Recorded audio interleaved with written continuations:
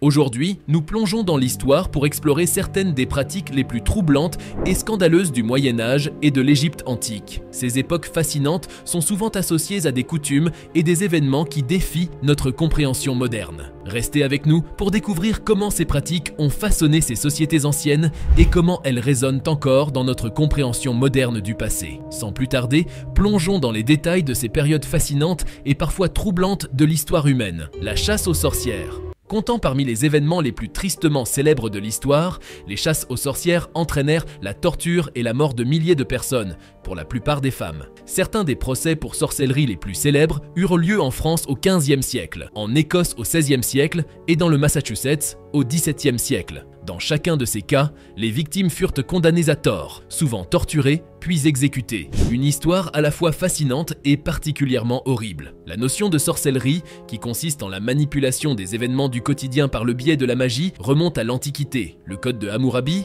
qui date du XVIIIe siècle avant notre ère, prévoyait des sanctions pour la sorcellerie. En général, les sorcières pouvaient être soit bonnes, soit mauvaises, pratiquant la magie blanche pour aider les autres ou la magie noire pour leur nuire. Les personnes qui la pratiquaient étaient souvent des femmes. Leurs voisins faisaient appel à elles pour guérir les maladies, aider les mères à accoucher et retrouver les objets perdus. Mais ces femmes pouvaient également être accusées d'être à l'origine de toutes sortes de maux. De la maladie à la mort, des tempêtes aux tremblements de terre ou encore des sécheresses aux inondations. Certaines femmes dotées de tels pouvoirs étaient même vénérées comme des divinités, comme dans la Grèce antique. En tant que principale déesse grecque de la magie et des sortilèges, Hécate contrôlait la terre, les cieux et les mers. Halte aux idées reçues. Au Moyen-Âge, les femmes soupçonnées de sorcellerie n'étaient pas persécutées. Elles étaient simplement mises au banc de la société. Considérées comme de pauvres folles, elles n'inspiraient rien de plus que de la pitié. La naissance des procès en sorcellerie accompagna en revanche l'établissement de la justice civile, comme s'il eût fallu un premier bouc émissaire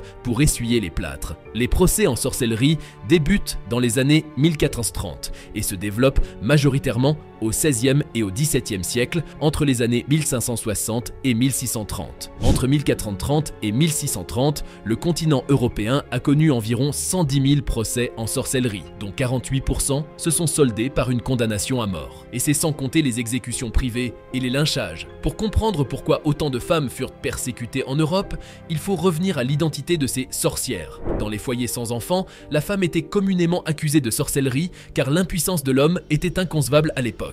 Mais la majeure partie des sorcières étaient en réalité des sages-femmes et autres guérisseuses. Elles étaient pourchassées car elles détenaient une pharmacopée et des savoirs ancestraux que les théologiens, qui tentaient, en pleine Renaissance, d'établir les fondements de la science et du savoir, ne reconnaissaient pas. Mais cela suffit-il à brûler des êtres humains? Non, mais la fin du Moyen-Âge s'accompagna également d'une période de calamité, plusieurs épisodes de peste, mais également des hivers très froids, des inondations, des sécheresses. En France, par exemple, la population était en pleine expansion, mais la production agricole stagne à cause de manque de progrès techniques notables. Le pays connaît alors de nombreux épisodes de famine. Dès lors, pour certains penseurs de l'époque, la concordance de tous ces événements ne pouvait s'expliquer que par une seule chose, la main du diable. Et ces manifestations démoniaques ne pouvaient se faire que par l'intermédiaire des femmes, évidemment. L'époque fut aussi très marquée par une crise sociale européenne, la guerre de 30 ans. En France, de nombreuses guerres féodales détruisirent les champs sans oublier le pillage des récoltes par les compagnies, des hordes de chevaliers peu scrupuleux. Puis les guerres de religion se succédèrent les unes aux autres,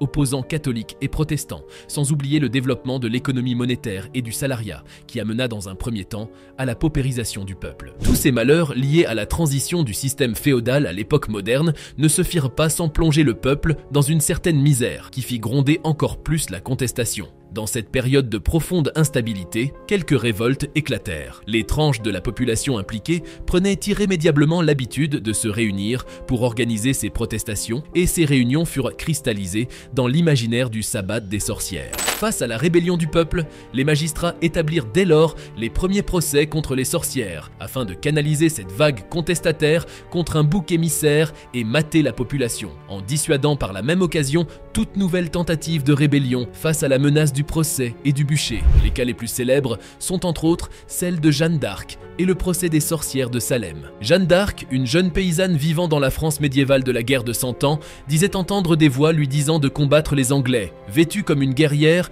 elle aida à libérer la ville d'Orléans, revigorant le moral des troupes françaises. Lorsque les Anglais capturèrent Jeanne, alors âgée de 19 ans, Ils l'accusèrent de sorcellerie et la brûlèrent sur le bûcher en 1431. Le pape Benoît XV canonisa Jeanne en 1920, faisant d'elle la seule personne à avoir été reconnue comme sainte après avoir été condamnée pour hérésie. En Amérique du Nord, les colonies anglaises organisèrent également leur propre procès en sorcellerie, le plus célèbre étant celui de Salem, dans le Massachusetts. En 1692, plusieurs jeunes filles commencèrent à y avoir de violentes crises. Le médecin local diagnostiqua un envoûtement et elles furent traduites en justice. L'hystérie collective qui s'ensuivit vit des voisins méfiants et rancuniers. Pour la plupart de jeunes femmes âgées de 11 à 20 ans s'accusaient mutuellement d'être des sorcières. Cela entraîna les procès d'au moins 150 personnes qui n'avaient guère de recours, dont une fillette de 4 ans. La dernière sorcière connue en Europe est Anna Goldie, qui travaillait en tant que domestique pour une famille à Glaris, en Suisse. Ils l'accusèrent d'avoir fait vomir des objets métalliques à l'une de leurs filles. Goldie fut exécutée en 1782 et détient aujourd'hui la distinction peu enviable d'être la dernière personne à avoir été tuée pour sorcellerie en Europe. En 2008, les autorités locales l'ont innocentée. Et en 2017, la ville a ouvert un musée dédié à Anna Goldie et à cette période de l'histoire. Aujourd'hui, de nombreux historiens et philosophes s'accordent à penser que la chasse aux sorcières était en quelque sorte le prix à payer pour la naissance du monde moderne, rationnel et éclairé, comme s'il eût fallu tuer les femmes anciennes pour créer l'homme nouveau. Les tortures et exécutions publiques. Au XIIe siècle, la lutte contre la criminalité religieuse devient le fer de lance de l'Église. Selon le droit médiéval, l'aveu équivaut à une preuve. Il lui est même supérieur. Les tortures étaient donc hiérarchisées selon l'importance donnée à l'aveu souhaité. Les tortures les plus supportables entraient dans la catégorie de la question ordinaire, n'ayant pour but que d'obtenir l'aveu. La torture au Moyen-Âge prenait donc différentes formes, allant au simple fait de plonger le bras dans l'eau bouillante ou de brûler une partie du corps au fer rouge, à des moyens plus spectaculaires et d'une cruauté inouïe, tels que la roue. Le supplicié avait les membres brisés à l'aide d'une barre de fer, puis était exposé au soleil sur une roue, les membres pendants. L'écartèlement par chevaux ou sur chevalet, la torture de l'eau, l'empalement ou le bouc des sorcières, le présumé coupable était assis de force sur un pic ou un trépied pointu, lui entrant lentement dans le corps. La flagellation faisait de partie des tortures les plus communes. La torture au Moyen-Âge, à partir du XIIIe siècle, était pratiquée uniquement par le bourreau. Il était mis au ban de la société, ainsi que sa famille, et était le seul à pouvoir la pratiquer. La marche de la honte. Pour mieux expliquer cette marche, pourquoi ne pas évoquer la désormais fameuse et ô combien infamante marche de la honte de Cersei Lannister dans Game of Thrones, vue dans le 10e épisode de la saison 5. Reconnue coupable d'adultère, l'ancienne reine de Port-Réal parcourt nue, sous les yeux du grand moineau, de la foule ivre de colère et de ses crachats, les rues de la citadelle. Une humiliation qu'elle n'est pas près d'oublier et encore moins de pardonner. La pratique que décrit cet épisode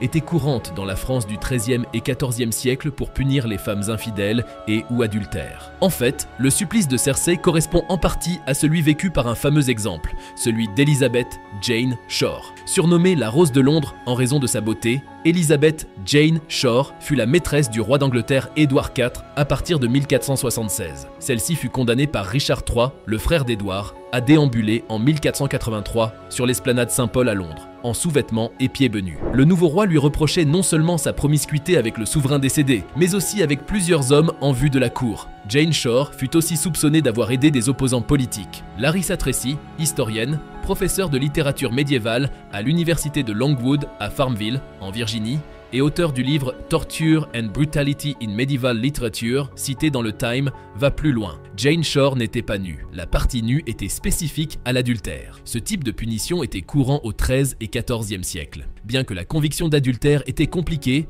le couple en question devait être pris en flagrant délit et c'était une affaire qui relevait avant tout du cercle familial.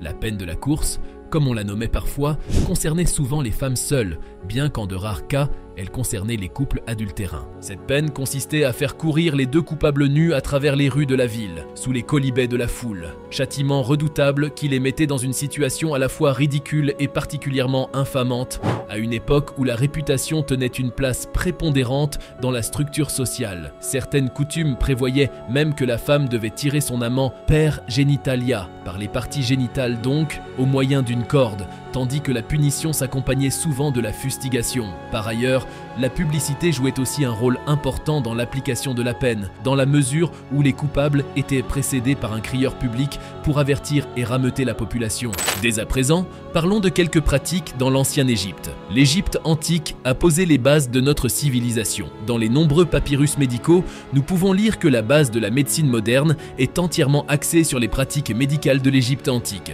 Dans les minutes à venir, nous explorerons certaines étonnantes pratiques de l'Égypte antique. Test de grossesse. De nos jours, la majorité des femmes apprennent qu'elles sont enceintes en utilisant le fameux test de grossesse. Mais savez-vous de quand date la première version de ce petit objet en plastique devenu incontournable lorsque l'on espère concevoir un bébé? C'est en Égypte antique que l'on retrouve la première version du test de grossesse. Bien sûr, la méthode de détection était loin de ressembler à celle que nous connaissons aujourd'hui. Elle se nommait d'ailleurs le test de l'orge. Ce test consistait à uriner sur des graines d'orge et de blé, puis à observer leur développement les jours qui suivaient. Si elles poussaient, alors cela était le signe qu'une vie grandissait aussi dans le ventre de la jeune mère. Au contraire, si un germe ne se développait pas, alors la femme n'était pas enceinte. Mais pourquoi uriner sur deux types de graines différentes? Cela servait à prédire le sexe de l'enfant. Si le blé germait en premier, c'était le signe qu'une petite fille verrait bientôt le jour. Dans le cas où ce sont les graines d'orge qui germent en premier, le bébé serait plutôt de sexe masculin. Paul Galiungui, professeur de médecine, archéologue passionné féru d'égyptologie et d'histoire de la médecine,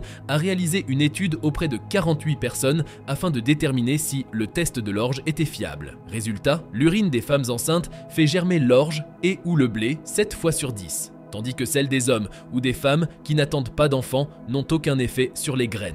En effet, la présence d'hormones comme la progestérone et l'estradiol dans l'urine des femmes enceintes favorise le développement des graines. En ce qui concerne le sexe du bébé, le test de l'orge ne serait quant à lui pas fiable et ne permettrait donc pas de déterminer s'il s'agit d'une fille ou d'un garçon. Mariage en frères et sœurs. Dans la civilisation égyptienne, on n'hésite pas à se marier entre frères et sœurs. Une aberration inspirée par la mythologie et relayée par les pharaons. Un quart des mariages se conclurait entre frères et sœurs. Une tradition aberrante unique au monde qui brise un tabou éternel des sociétés humaines. Dans près d'un quart de ces cas, ces frères et sœurs ne le seraient que par adoption et n'auraient donc pas de véritable lien du sang. La mythologie est à l'origine de cette pratique contre nature. Osiris et Isis, le couple star du panthéon égyptien, sont frères et sœurs. Leur union symbolise la fertilité, le renouveau et la fidélité. Considérés comme des êtres divins, les rois d'Égypte ont voulu s'inspirer de ce modèle en s'unissant à leurs sœurs, elles aussi d'ascendance divine. Il n'est donc pas rare de voir les pharaons de la 18e dynastie